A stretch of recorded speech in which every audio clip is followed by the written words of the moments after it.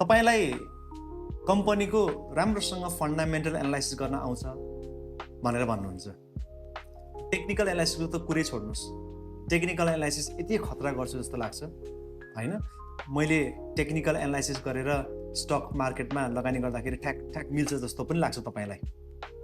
तपाईलाई के पनि थाहा छ भन्दाखेरि जब शेयरको प्राइस बढ्छ नि त्यो दिन चाहिँ शेयरको प्राइस बेच्नुपर्छ है भनेर पनि थाहा छ।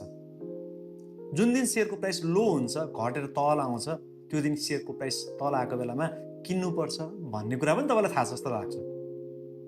अब यति कुरा जान्दा जान्दै पनि जब रियालिटीमा जब तपाईँ स्टक मार्केट ट्रेड गर्नुहुन्छ वास्तविकता अर्कै भइदिन्छ। तपाईँ रियालिटीमा तपाईँको रियाक्सन र तपाईँको पर्सेप्सन कस्तो हुन्छ भन्दाखेरि जुन दिन मैले शेयर किने त्यो दिनदेखि शेयरको प्राइस घट्न थाल्यो भन्नुहुन्छ हेर्नुहोस् है रियालिटीमा। अनि जुन दिन मैले शेयर बेचेँ भोलिपल्टबाट अथवा त्यसपछि चाहिँ शेयरको प्राइस चाहिँ बढ्न थाल्यो भन्नुहुन्छ। यति कुरा जान्दा जान्दै पनि वास्तविकतामा यस्तो हुन्छ चाहिँ किन त? तपाईले कहिले मनन गर्नु भएको छ? यो कुरालाई तपाईले कहिले क्रिटिकली एनालाइसिस गर्नु भएको छ? लगानीकर्ता भइसके पछाडि एउटा कुरा तपाईले आजबाट के बुझ्नुहोस् भन्दाखेरि स्टक मार्केटमा फन्डामेन्टल एनालाइसिस र टेक्निकल एनालाइसिस भन्दा बाहेक अर्को पनि महत्त्वपूर्ण फ्याक्टर्स जुन फ्याक्टर्सलाई हामी इग्नोर गर्छौँ। हेर्दा देख्दा साधारण जस्तो लाग्छ, त्यही भएर हामी इग्नोर गर्छौँ। तर स्टक मार्केटमा सबैभन्दा बढी प्रभाव डिसिजन मेकिङ गर्ने बेलामा यसैको हुन्छ। त्यो के हो थाहा छ? त्यो इन्भेस्टमेन्ट डिसिप्लिन, जसलाई हामी फाइनेन्सियल डिसिप्लिन पनि भन्छौँ। जसलाई हामी फाइनेन्सियल ल्याङ्ग्वेजमा अझ त्यसलाई हामी के भन्छौँ भन्दाखेरि बिहेभियरल बायस। अब के हो त फाइनेन्सियल अथवा इन्भेस्टमेन्ट डिसिजन अथवा बिहेभियरल बायस?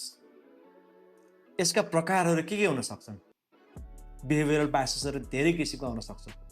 त्यो धेरै किसिमको बिहेभियरल बायसेस मध्ये तपाईँ कुन बायसेसबाट ग्रसित हुनुहुन्छ? यो बायसेसलाई कसरी मिनिमाइज गर्ने? यस्तो बायसेसहरू भइसके पछाडि, यस्तो बायसेसबाट ग्रसित भइसके पछाडि लगानीकर्ताले स्टक मार्केट ट्रेड गर्दाखेरि कहाँनिर चुक्ने गर्दछ? किन चुक्ने गर्दछ?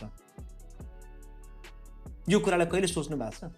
हो, यसैसँग यही कुरा जानकारी दिनको लागि यहाँहरू माझ छिट्टै नै मेरो आफ्नो official YouTube channel stuck browser भन्ने छ, त्यो च्यानल मार्फत म केही भिडियोजहरू यहाँहरू माझ छिट्टै नै लिएर आउँदैछु।